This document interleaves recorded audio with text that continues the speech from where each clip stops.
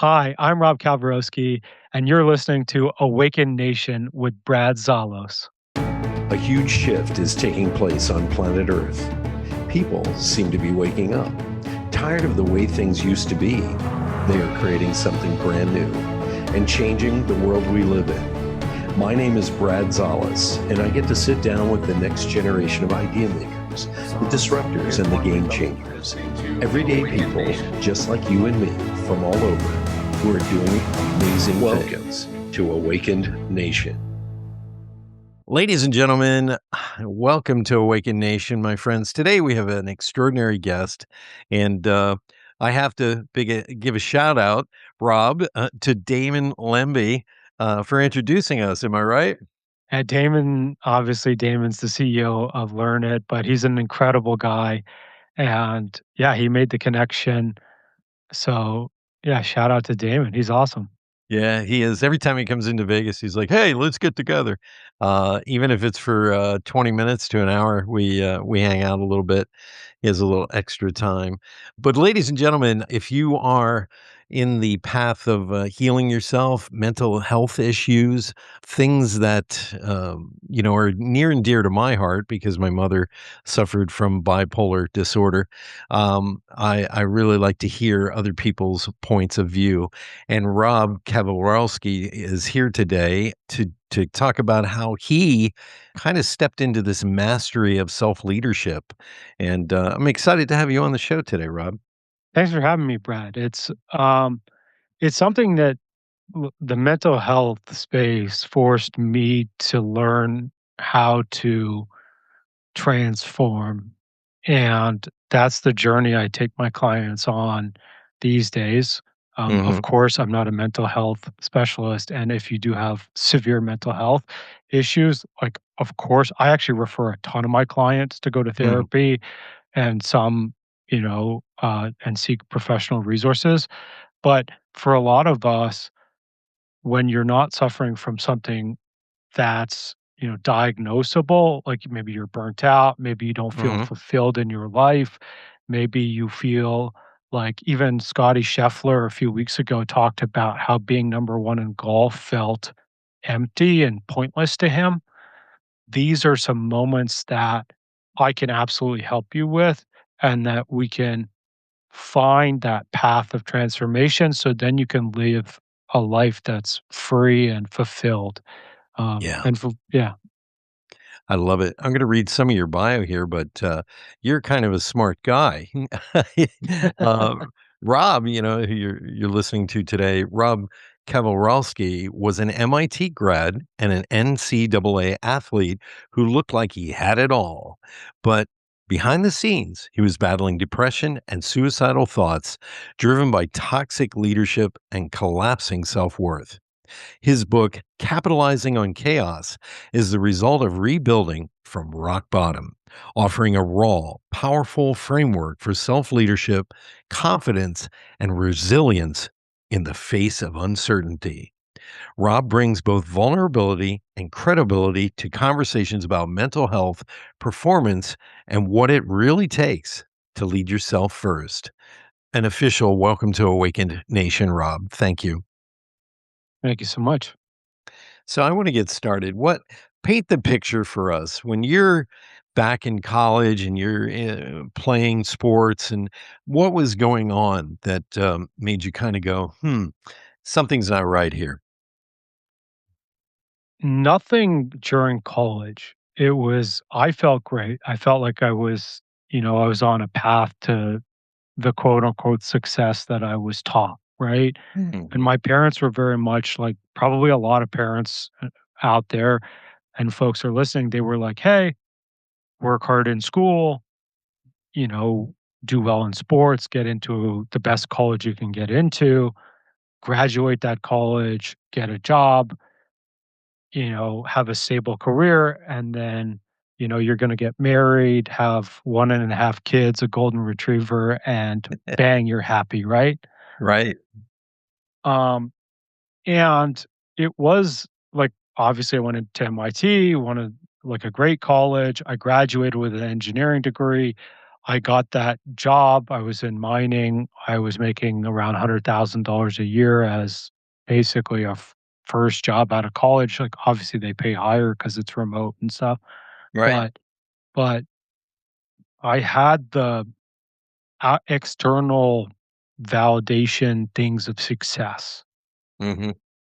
Now, what was happening was that the environment was toxic for me.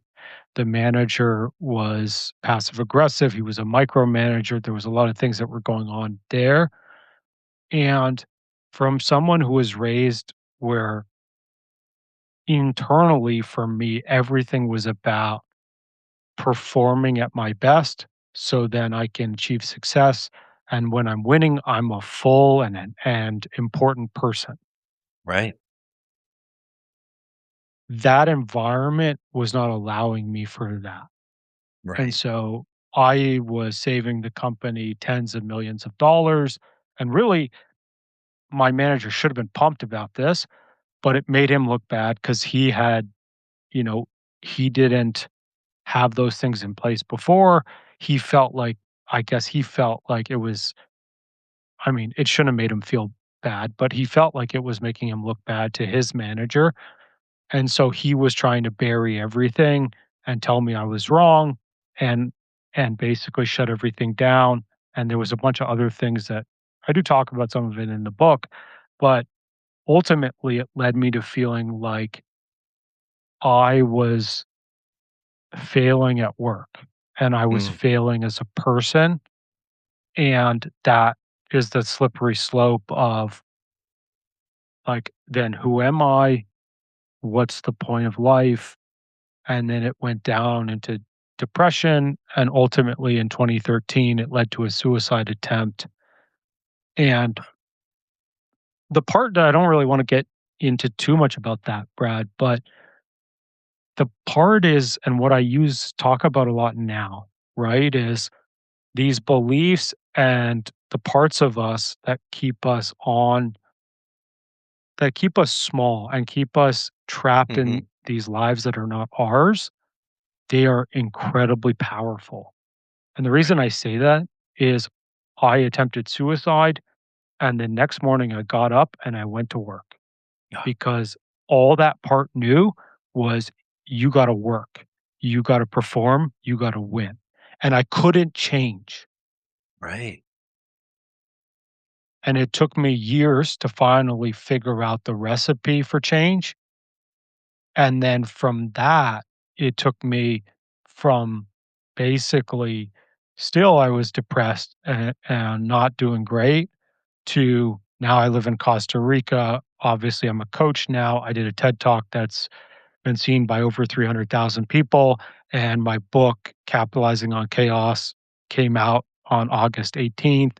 And so it's like the impact and the scale has just grown immensely, not to mention I feel so much better as well. Like, I got married, I got a dog, like, everything on the personal front is also incredible. Yeah. Well, I think that's the testament to the work you've done on yourself. And I feel, as I'm listening to you, a lot of my audience, men and women, it's 50-50 basically, but I think men get caught up in the Puritan work ethic, and we're kind of evolving out of that right now because work is now, how do you say, it's amorphous. You don't have to be in you where you're sitting doesn't determine what you're doing. That's how it used to be. If I was at work, I was working. If I was at home, I was hugging my wife and hanging out with the kids. That doesn't happen anymore. You can work anywhere, as you can see in behind Rob. He is in Costa Rica. Welcome to the jungle. And I think men get anchored in this. I know for myself, change is really hard. Mhm. And I used to chalk that up to, well, that I'm an Aquarius, I hate once I figure it out, I don't want to change. But I think it's a male trait, I just tried to kill myself. I'm still going back to work. That doesn't make any sense when you're looking at it objectively. But subjectively, you're kind of like, it's all I know. It's all I know.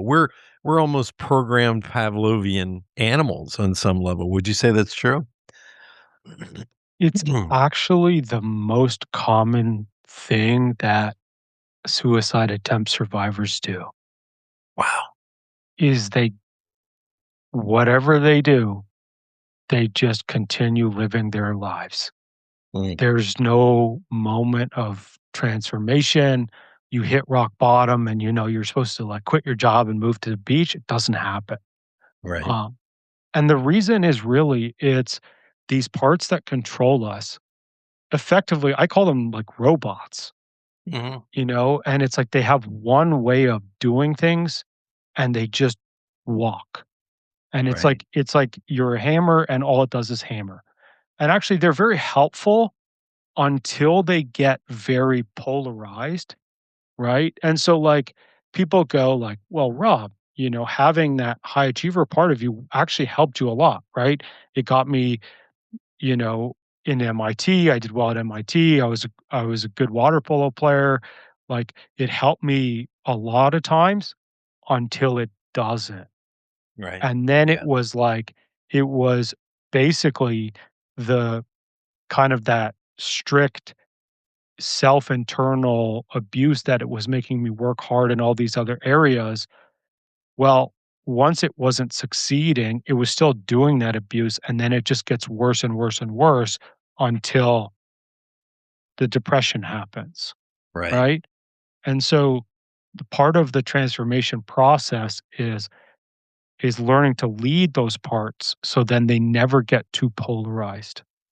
Oh, you just said a mouthful. 'Cause these are habits that we get when we're younger a lot of times. Our parents teach us, and these are survival tools. I remember my father That's right. teaching me how to write, my father teaching me how to organize a project. I also remember my father, I had a day runner and a calendar in the house before those things were ever invented. My father had everything laid out for me. And those habits really help us become successful in life, but there's a wall we hit, I believe, and you just hit the nail on the head. Are those things controlling us, or are we controlling them? Are we seeing them as a tool to be utilized because they're good tools? They're very good tools. It's what got you into MIT, as you said, having a great job. But then we run into this wall of someone who doesn't see our perfection, our care, our love for what we're doing, our passion for solving problems. And suddenly we're like, well, what do we do? This is a new paradigm or paradox because you're doing everything right and it's not adding up to a perfect score. Um, would you say that's true that you felt sort of like less than because your boss really he was driven by insecurity, not seeing you as an asset? And it's like, man, Rob, we've been trying to figure that out for 10 years and you come in and you did it. Let's go out to dinner. That an insecure boss, it doesn't like what you did. So it really is him, not you. But go ahead. It's both, Hmm. right? What was driving me to perform at the level I was again, it was a insecurity. Yeah. And all of my clients, basically everybody out there, has some insecurity. I don't mean necessarily something around like performance, but Yeah. it could be something like people pleasing, where you just want other folks to like you and feel like you belong. Or it could be something like imposter syndrome that, I mean, the stats say 70% of people feel that. I mean, I have no stats on this, but I argue that 100% of people have experienced it at one point or another, depending on what room you're standing in and who you're standing in it with, Yeah. right? It's things like that that we all have. And we have, in general, when I start working with folks, there's 2 to 3.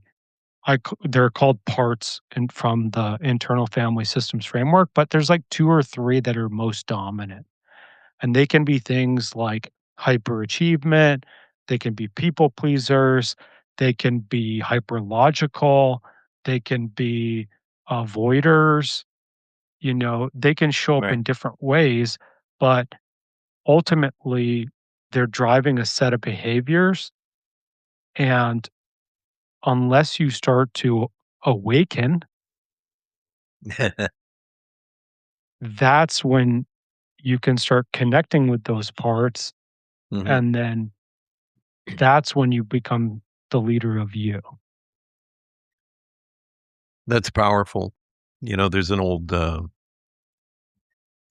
phrase from the Far East that basically says, "A man who can control his own emotions can control others." And I hearken back to that. Um, and I'm gonna use myself as an example because it's the only thing I know, and I don't wanna talk, for other people, but the reality is I was always driven to get my father's attention because my father being Hungarian, first generation of immigrants born here in America, he didn't care about making me feel good about myself. He didn't care about certain things, and he almost never said he was proud of me.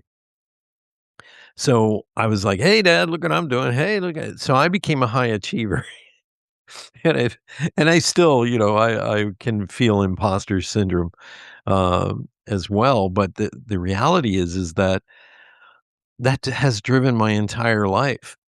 And I remember the first time my father said, "I'm proud of you, son." I was 18 and I just performed a full concert. And my mother, I had a talk with my mom. I said, I do everything. He never pays attention. He never says he's proud of me. Blah, blah. I was very upset. And so I think it was 2 weeks later, I performed in this concert. Uh, and my mom had prompted him to say, "Hey, I'm proud of you." And he put his arm around me. And I sobbed. I literally physically sobbed because that's what I needed.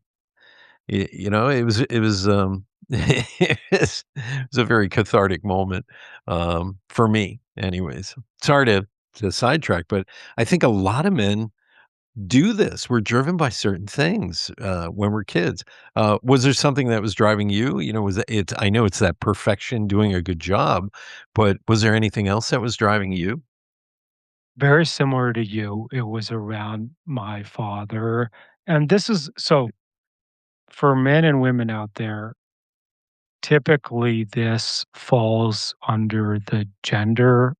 So if you're a man, your father, and actually if there's generational trauma, it Mhm. goes back down the men's line of your family. And Right. for women, it's your mom and then the women's side back of your family, right? Um, and so typically it's very common that men have a dad wound, right? Of course, Mhm. you can have both, Yeah. but it's it's more common that men have a dad wound. And that was for me as well, was I was trying to get attention from my father, right? And I'm one generation younger than you. My dad's dad, my grandfather, was a Ukrainian, World War II.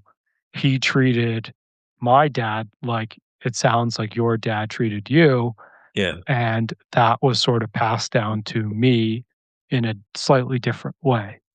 Yeah. Um, but the behaviors are different, right? And men, like, yes, there is something about performance that men do. For women, there are some women that do have performance things. Like I have coached, you know, on actually 2 Olympic gold medalists that were women.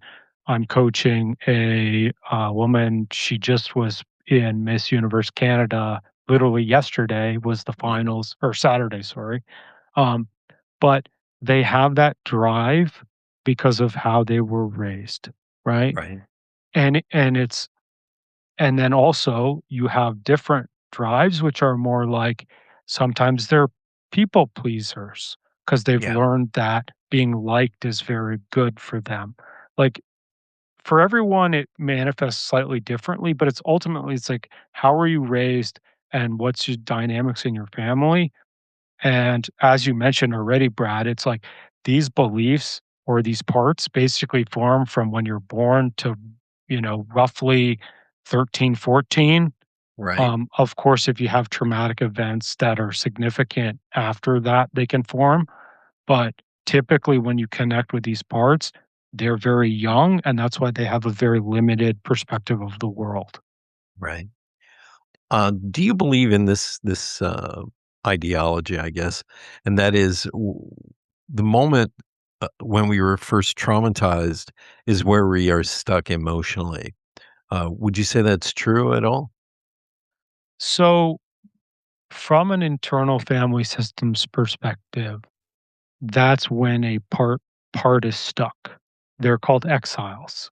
They're basically hurt child parts, and they Mhm. are caught in the past. So part of doing IFS with clients is actually going and saying and, like, connecting with that part and going, "Hey, it's not 1995 anymore, and let me show you what I've done since then, and look, now it's 2025, and I'm an adult, and I'm married, and I live in Costa Rica, and I have a wife, and I have a business, and I wrote a book, and I did all these things. Don't worry, I can protect you." And that's really honestly, like, that's a significant part of some of the things that you can do in therapy or I can do with you, although for me, it's mostly forward focused, but Right. it's a very similar type of process. Because I was very curious about that. I am someone who went to therapy for a few years, and I've done everything from ayahuasca to peyote and things like that to clear. It wasn't. Hey, let's have fun with this. This is a serious work to help clear trauma, and so it feels like the layers of an onion. You peel back one layer, there's another layer, things like that. But I did realize there were parts of me that was acting bipolar, even though I wasn't bipolar, because that was what I was mirroring. I had this habit that came from watching my mom and dad's dynamic. And when you step out of that, it can feel awkward when you have that first relationship that's healthy. You know what I mean? It's sort of like, this love? You're sort of like, there's no highs and lows. What's going on? Um, and I think that's when you've healed a bit, on that road. Relationships are a reflection of the work you've done on yourself. I really believe that. Um, Polarity. So I'll tell you a story. So sure. um, in 2020, my wife and I, we traveled. Well, she was my girlfriend at the time, but we traveled to Hawaii for her best friend's wedding. Mhm. And we were walking along this beach, and it's a beautiful day, the sun's shining, folks are out surfing, and we come across this Volkswagen camper van. And at the back of the van, there's a box and it says, like, take a fruit and leave $1. And there was nobody at the van. Right. And in that moment, it hit me that the folks that lived in that van were actually the ones who were out surfing. And there was a inner polarity came from me. There was a little voice that said, "Rob, I would love to do this. Like, quit your job, move to Hawaii, start surfing, like, live free, and just Right. do whatever you want." And then I had that high achiever part that just immediately was like, "I will never let you do this." I'm laughing. I'm sorry to say that, but that voice is in all of us. That voice, that that selfish SOB saying, "No, you have to get a job." I love that you saw that. I'm sorry. Please continue. It's no, it is funny, right? And it's like that moment from before that moment, I always had this thought in my mind, right? And it's sort of where we started. It was like, well, my boss was wrong and not me. And then these other people were wrong. And that moment, it like hit me that no, no, no, no, no. I need to change. Because if I continue to listen to the one voice that judges me and keeps me in this space, Yeah. ultimately, it's gonna lead me down that path again. I mean, I was already struggling, but it's Right. like I will never be able to leave the path that I'm on. And that's when the deeper work can start, is that moment of realization where you're like, "No, I need to change because one is I feel some sort of pain and suffering, and the other is I can see what's on the other side now." Yeah. That's powerful. Very, very powerful to come to that moment. Breakdowns bring breakthroughs, as they say. But sometimes the very lesson you need the most, I like to always say, some lessons cannot be taught, they have to be caught.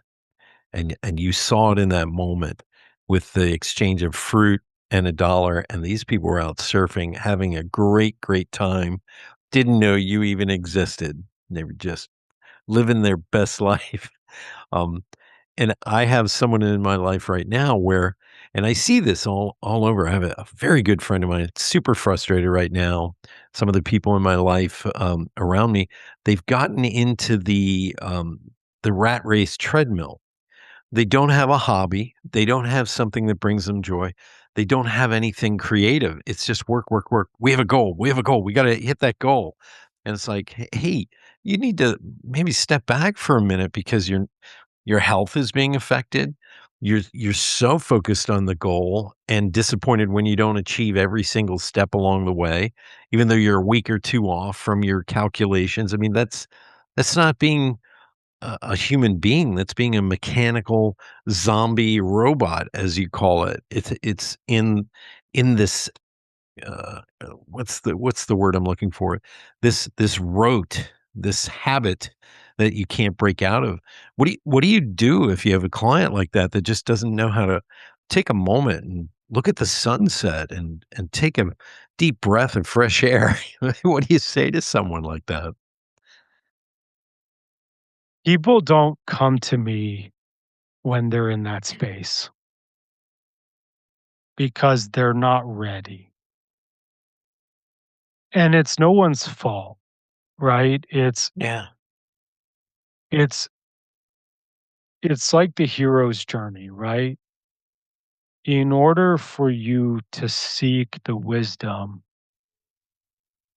you need to feel that call to courage or the call to change or the call to Mhm. action.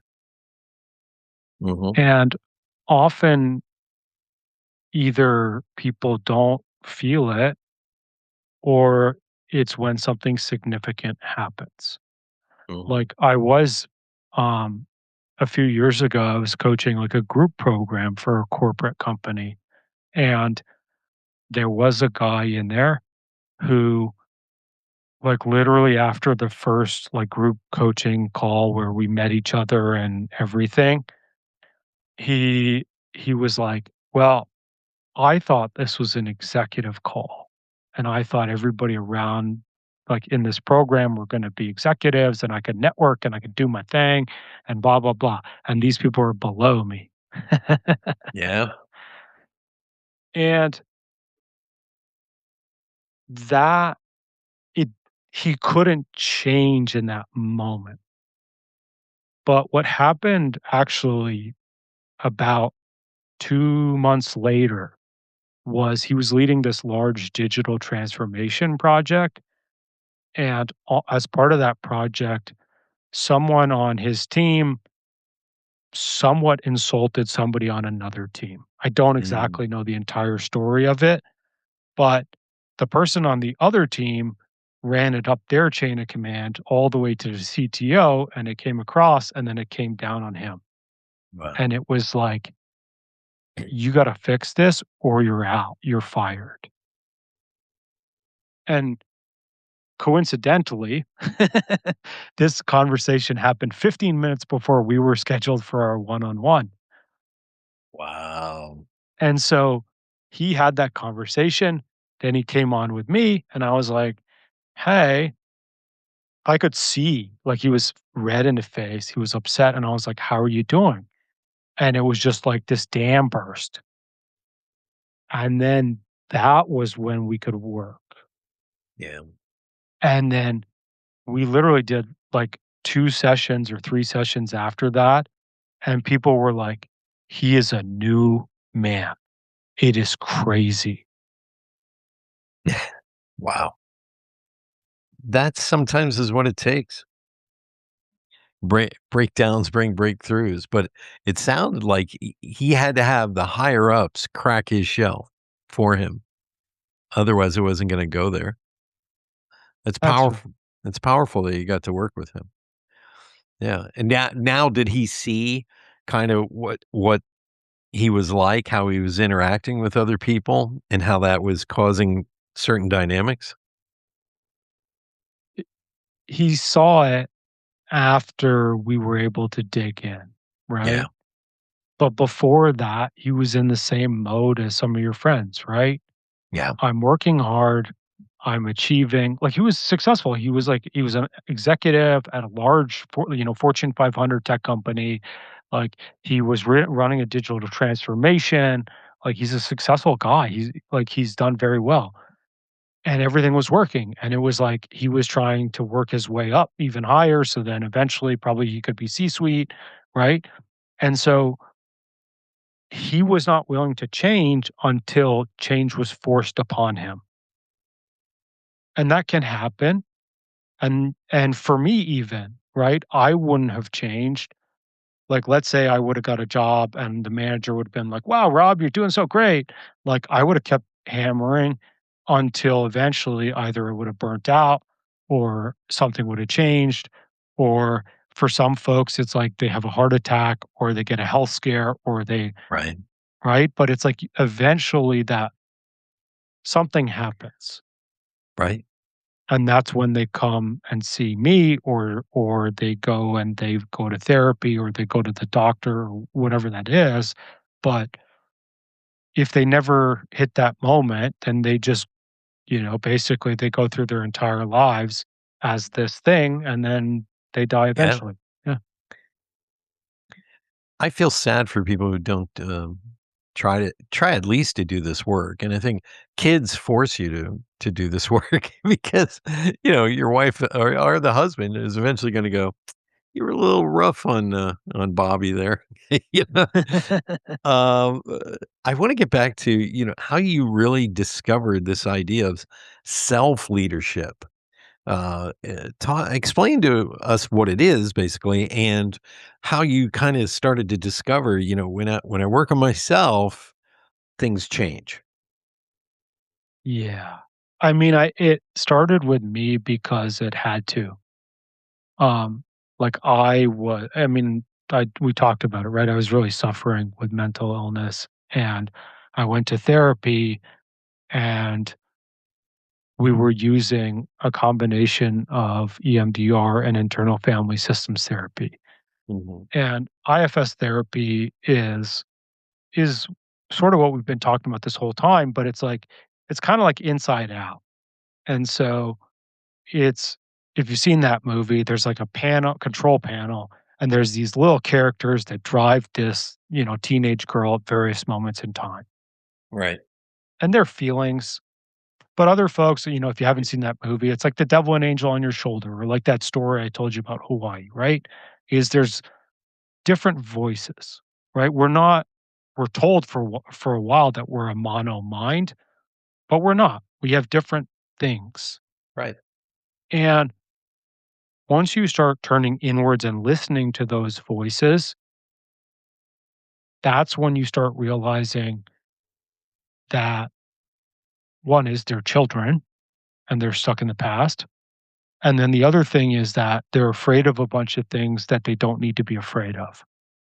And it's not their fault. It's not, everybody is like this. Right. And if you want to truly feel free, truly experience fulfillment, truly even like perform better and achieve your biggest goals, letting go of working with these parts to let go of that fear takes you to the next level, right? Because then you're not afraid of making that sales call or asking that person on a date or not applying for that promotion or not asking for that raise or not writing that book or not doing that talk. Right. These are things that we've all turned down for some reason or another in our lives where we're like, you know what? I don't think I'm good enough for it, or I don't think or you just feel that sense of fear and you're like, "Yeah, I better not ask." Right. But when you don't have that fear anymore, it's like, "Okay, I'll ask, and if they say no, fine." Yeah. Like, I can ask again, or I can ask someone else, or I can do something else, right? Yeah. You remind me of a guest and a good friend of mine, Linda Swindling. She wrote a book called Ask Outrageously. Yeah. And what could go wrong, if you just ask what you want? And that had the most profound effect on me when I met her over a decade ago, because she tells this great story of wanting to meet Jay Leno and wanting to get a photo with him. But like most people, she thought, I'll casually ask this question and then ramp up slowly and get to the next question and then go, "Hey, can I get a picture with you?" Guess what? He cut her off after the first question, moved on. The next woman over said, "Can I get a picture with you?" And she was like, I can't believe. And it's like, I don't know if it's, that we've been trained to ramp up to the question we want because that's proper English or that's proper protocol, decorum, or it's just not in our nature. I've seen this with my baby boomer brethren. Um, it's a self-esteem thing. Like when the internet first hit and you started to have to create yourself as a brand, a lot of boomers that I coached, they were like, "Well, why would anybody listen to me?" And this was a person who went to like one of the top schools, was an executive at their firm, and just could not fathom why they were not, why they should have to talk and be a thought leader. And they had the credentials to do it. And it was just this it was kind of I saw it as a self-esteem issue. I'm not worthy to speak. Only those people who are vetted, who are on CBS or NBC, those are the people who people listen to. And we're in a completely different paradigm now where we have people who don't have the credibility or the credentials or the intelligence or just speaking out. It's a very different world now. Everybody has an opinion. But would you say that's true? Do you see a lot of people kind of wonder, well, why would anybody listen to me? Who am I? 100%. And when you started describing this person and their achievements, it just made so much more sense to me, because the reason why people go out and achieve these things is because they have that need that they don't feel good enough or qualified enough, or it's some version of that. Mm. And I hear the same thing. Like, I mean, I'm hosting a podcast for MIT alumni, and Wow. they're phenomenal people, right? And when I went to the MIT reunion, at the end of May, I asked a lot of my classmates who are entrepreneurs, who are executives, who are founders, who are doing these things. I was like, "Hey, do you want to come on the show?" And the number one response was, "Why would anyone want to listen to me? Who am I to talk about?" And it's not, we're not asking, like, I don't ask deep questions about like, I really want mostly the person to come on and share their journey and talk about, Right. like, what they've been up to, and it's more like a community building thing than it is like, "Well, tell me the 3 tips that you have on blah, blah, blah," right? But it's it's that same thing, right? Now, on the other side of the spectrum is also what you're seeing, Brad, is the younger generation, or some folks that are, I mean, they can also be, obviously, we're seeing them as boomers as well, right? But there are some folks who they want to feel seen. And so they speak out, even though they don't know much or anything, right? Yeah. But they have an opinion on everything. And that's a very, again, it's like, maybe as a child, they felt in a moment that they were not seen by their parents. And so now they're 45 and they talk out. And you see this both in corporate, where it's like, you're in a team meeting and you can't get a word in edgewise because some, blowhard talks the whole time. Yeah. Right? Or you see this on TV, or, in Gen Zs, right? They're taught that if they're not on social media, if they're not in front of hundreds of thousands of followers, that they're nothing. Yeah. It's a bizarre paradigm, but I really you're reminding me of some of my own, things I've had to adjust and change and just feel satisfied, within my own, psyche, my own self, and one of them was, um in order to get attention in a family where my grandfather was a big band drummer, had parties, and my mother could sing and play piano, I played drums, obviously, and my mom and I toured around, Pennsylvania. I'd play drums, she'd sing all the old standards, but in order to get attention, I became really, really funny, Mhm. and those jokes sometimes were to diffuse my father's Hungarian anger. You know that one? Um, and I've through the experienced it too. yeah, you see, you know what it is. It's a yeah, the when you come out of famines and Great Depressions, eating potato soup every day with less potatoes and more broth, it changes you. Why is everything so funny with you? Life is not a joke, you know. My dad had no accent. I just thought it was funnier that way. Uh, what happened is, that became my survival mechanism, and I know it became annoying to other people because when things would get serious, Brad's joking, and the hardest thing for me to learn through the years is to sit in the uncomfortableness and let that moment be what it is without an inflection, and that doesn't mean I don't, go to funerals sometimes and crack a joke and the tension is broken and people feel, better. But I've learned to shut the hell up when it's necessary. What habits or bad habits did you learn to adjust as you started to awaken with this? 100%. It's I I struggle with, yeah, with the high achievement part, of course. I also struggled with feeling unseen, and I also struggle with feeling powerless. Mhm. So, of course, I was working with these things, but it's like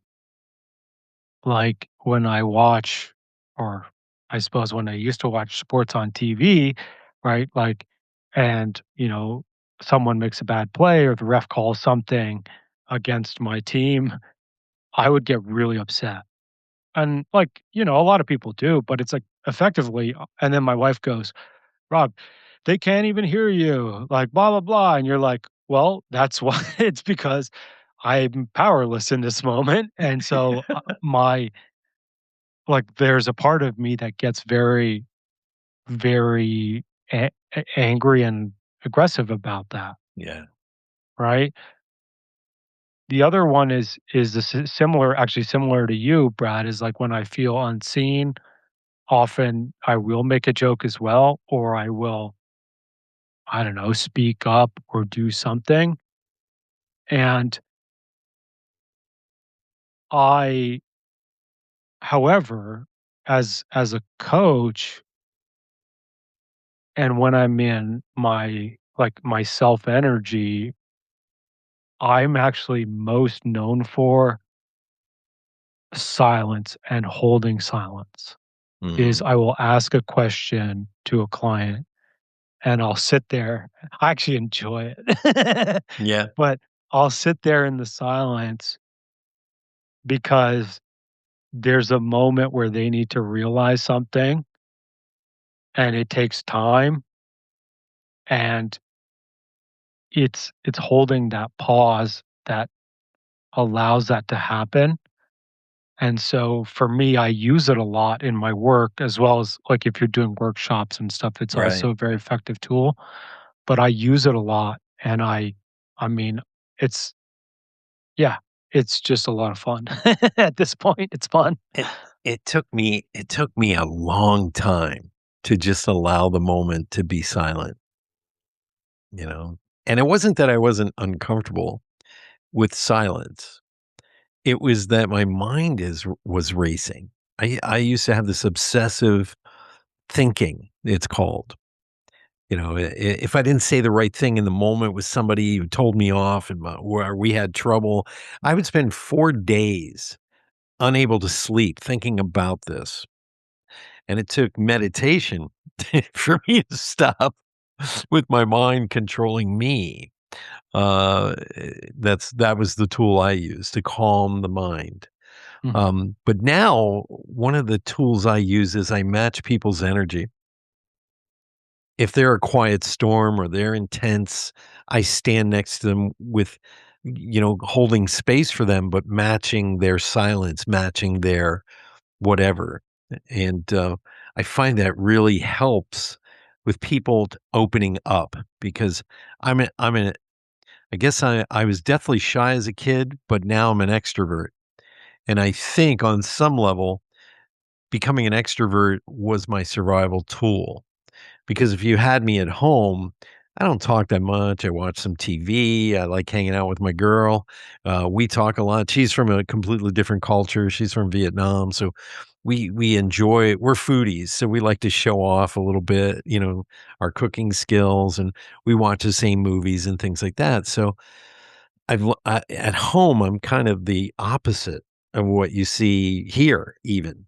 And I think all these skills that we have, Rob, if we are capable of seeing them as tools and understanding when to use them and when not to use them, those soft skills are what allow people to rise in every organization, in life, in relationships, and they become those one percenters that are at the very top that are thriving in this ability to communicate at a completely different level than the rest. Would you say that's true?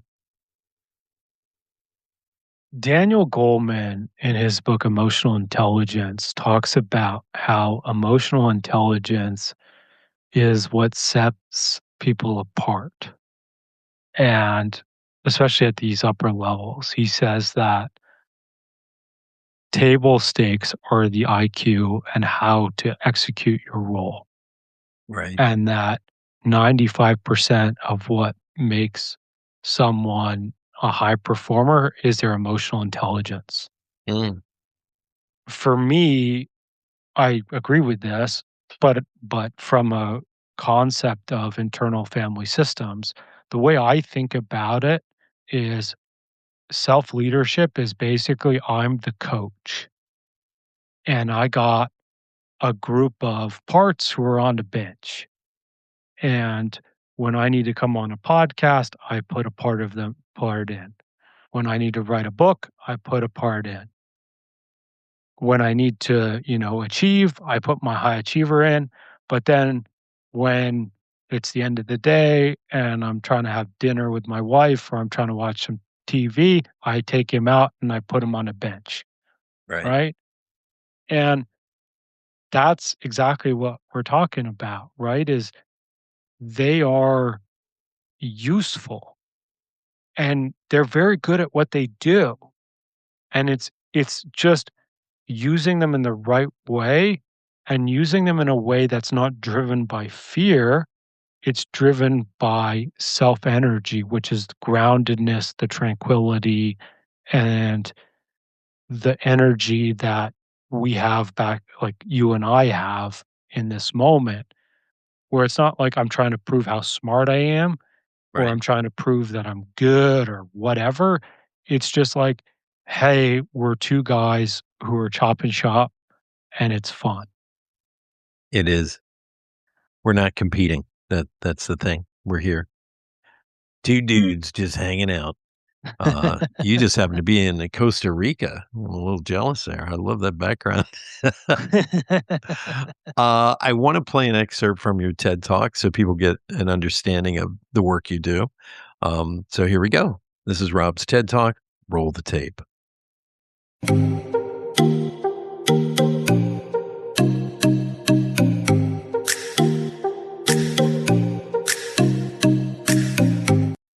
Everything I learned about how to deal with a bad boss, I learned from Jean-Claude Van Damme and my dog. This is Winston. He's super cute, loving, loyal, but don't let that fool you. He's a real handful to manage. Took him out a few weeks ago and boom, he bolts into the bushes, bites down, starts pulling with all his might. When I caught up with him, I saw my 30-pound Labrador trying to devour a 30-foot ash tree. I tried everything to make him stop. Asked, begged, yelled, pulled his leash. Nothing worked. Finally sat down, feeling frustrated, angry, powerless. As a leadership coach, I talk a lot about self-awareness and empathy. But how can I teach Fortune 500 companies management skills when I can't manage my own dog? Other dog owners love to give friendly advice, like, you should be more aggressive with your dog, show him who's boss, send him to a trainer, improve his skills, or even fire this dog, get a more competent dog, German Shepherd. And then there are the people who go, you consider journaling? The assumption always is the problem's with the dog. But it hit me. Why am I trying to manage my dog? It's like my greatest fear is that Winston looks me in the eye, barks, that's it, I'm out. Because so many people are doing it now in real life. Have you seen the documentaries? This is Brianna, and I quit. This week I quit. I quit my job. I quit my job and my friend filmed it all. So I quit. I quit. These are called quit talks. There's thousands of them with 49 million watching and applauding. Now, recording your resignation and posting it online feels like an American Gen Z thing. But quitting's not. That's everybody. Retail, healthcare, technology, manufacturing, across generations, across the board. But are these people entitled? Or are they desperate? Broadcasting to everyone because no one's listening. And if you look at the comments, most of them say, wow, your boss must be an asshole. And what if they're right? 50% of adults have quit a job because of bad management. Because what else could you do if your boss was an asshole? Well, actually, here in Japan, for just 20,000 yen or 175 US dollars, you can now pay a company to quit for you. Can you imagine? Today, the role of Rob quitting will be played by Jean-Claude Van Damme. Companies like this do make sense, though, if you grow up learning that expressing your needs is just not something you're expected to do. Japanese describe this in 2 words, hone and tate mai.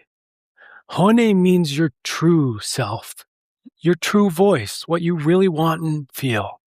Tate mai literally means built in front. It's the facade, the mask you that want that everyone to see. But this isn't about being two-faced. It's about social cohesion. You keep harmony without offending others. So every day when you go to work, you'll be wearing your tate mai, the mask with a big smiley face on it, to show how happy you are to work there. Your boss, your friends, your family, no one will know that your true voice is saying, I hate it here. I didn't know it, but I'd spent my life craving recognition and validation. From teachers, coaches, to my parents. It was my survival strategy. The mask I wore for the outside world. Reliable Rob.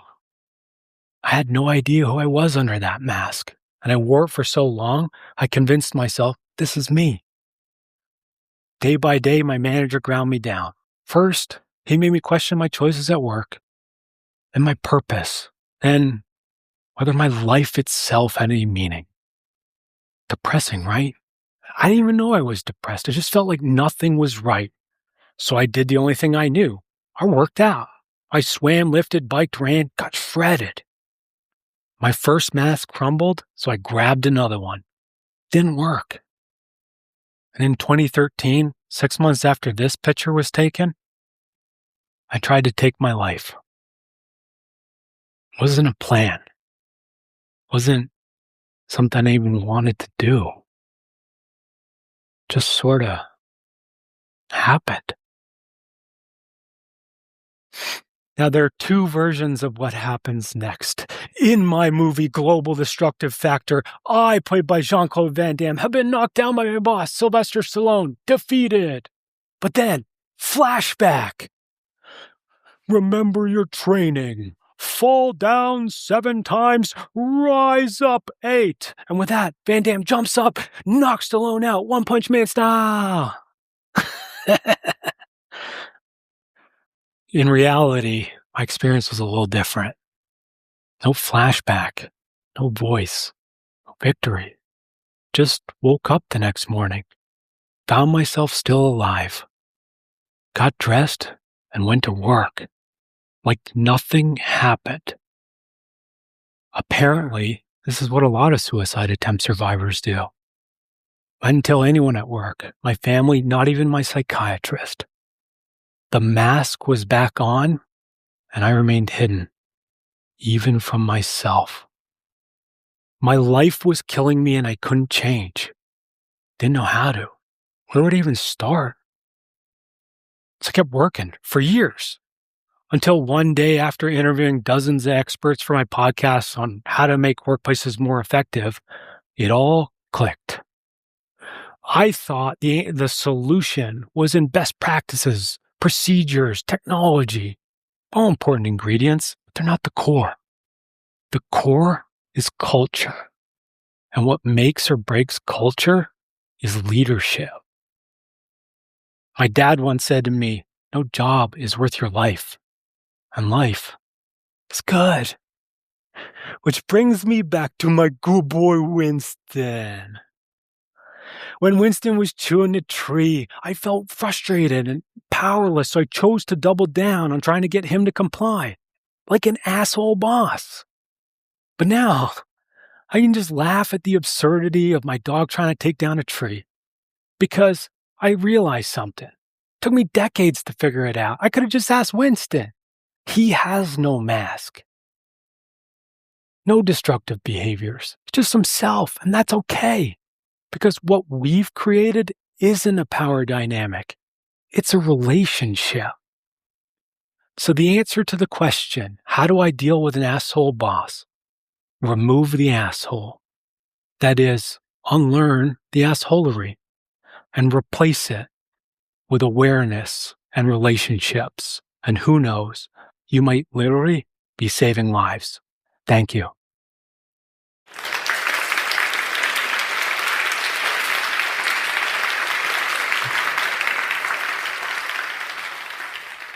Rob, how do we get a hold of you, by the way? What website should we go to? Absolutely. So robkalwarowsky.com. Brad will put the link in the podcast notes so you don't have to spell it. Um, is the best place for my website. And of course, on my website, you'll be able to check out my book, Capitalizing on Chaos, and buy a copy of it since it's now live on August 18th. And then also you can follow me on LinkedIn. Obviously, I put out most of my social media is on LinkedIn. And so you can find me there, same name, Rob Kalwarowsky. Yeah. Rob Kalwarowsky, author of Capitalizing on Chaos. Thank you, my friend, for being on Awakened Nation. Great conversation today. Thank you. Thanks for having me, Brad. You bet. As everyone knows, I'm not done with you yet. I have my lightning round of questions. I'm going to ask you real quick 3 questions so my audience gets to know you better. Are you ready? Yep. All right. My first question is, how in the heck did you pack everything up and move to Costa Rica? How did that happen? And by the way, I take my hat off to your wife because she was in on the adventure with you. That's the best part. Absolutely. Yeah. I mean, it's always, even in that Hawaii story, right, in 2020, right? It's always been a dream of mine. I'm Canadian. I've always hated snow. Like when I was in mining, I was in like a small town in British Columbia, and we were getting like 20 feet of snow a year. Ah, And I yeah. remember there was a 3-week period. It snowed 24 hours a day for 3 weeks. And I was just mad. Every morning I would wake up at like 6 o'clock in the morning and I'd be so mad that I'd have to brush off my car again. Yeah. Um, and then even like would have been right before we moved down to Costa Rica. So like the winter of 2022, 2023. Um, it was so cold in Edmonton, it was -40, Yeah. and my car, I had to park it outside, and I was driving like an '07 Honda CRV, and I would take the battery out and put it in the house, and then I would go to the when I was wanted to go to the gym or go to the store, I would take the battery from the house, put it in the car, drive where I needed to go, and then when I came back, I'd put it back in the house. And Wow. it was just because, like, one was my car was old, but we had to park it outside and, it was and I hated it. Yeah.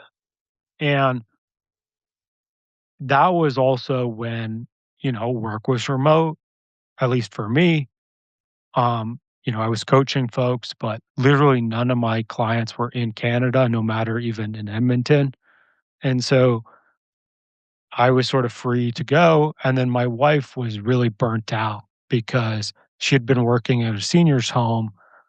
And obviously through COVID, it was chaos. Right. And in 2022, we were like, what would this look like if we decided to move? And she was like, well, and she started doing research and she found Costa Rica. I was thinking like, well, what about Barbados or like the Caribbean? Right. Because like when I was a kid, we used to travel to the Caribbean. Um, but she found Costa Rica. We had never been before. And we got married just to make sure the paperwork was easy. And she figured out how to bring our dog, Winston, down. And literally April 1st of 2023, 4 suitcases in Winston, we flew down and we've been here ever since. Fantastic. What a journey. I love it. And for those of you who are watching on video, behind Rob is the jungle, basically. And a lot of people don't realize they filmed Jurassic Park in Costa Rica as well. It's beautiful. And I notice in your story as a Canadian, you guys left Canada a lot growing up. We're going to the Bahamas. We're going to the, because you want to get away from the snow. That's part of the reason why I moved to Las Vegas. I've always wanted to live in the Southwest. I love the vista when the sun sets and things like that. And let me tell you, I try not to miss a single sunset here in Las Vegas. The sky just is magical, bright oranges and pinks, and it's beautiful. Very, very beautiful. My second question is, of all the work you've done and all the things you've done, what is your favorite memory? My favorite memory has nothing to do with work. It was really when I started to feel in a different way. Because when you're on this robot kind of zombie robot feeling, you kind of just go through life and you don't really feel too much and you're just like plowing through and that's what it was. Yeah. But it was it would have been sometime in 2021 after we got Winston.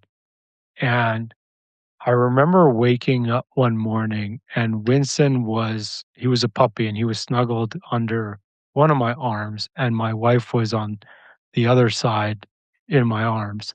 And I just remember waking up going, this is the most perfect moment.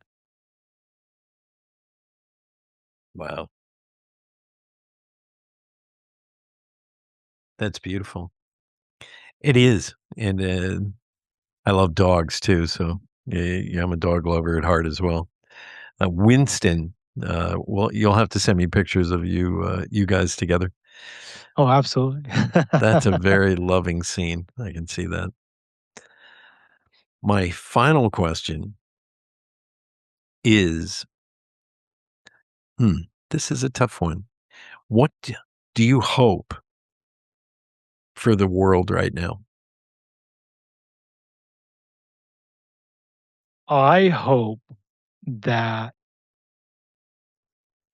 and I believe that we're close to a tipping point. And we're seeing the chaos is everywhere, and we're seeing toxic leadership everywhere. And we're seeing, uncertainty across the board, whether that's from, technology or politically or economically. And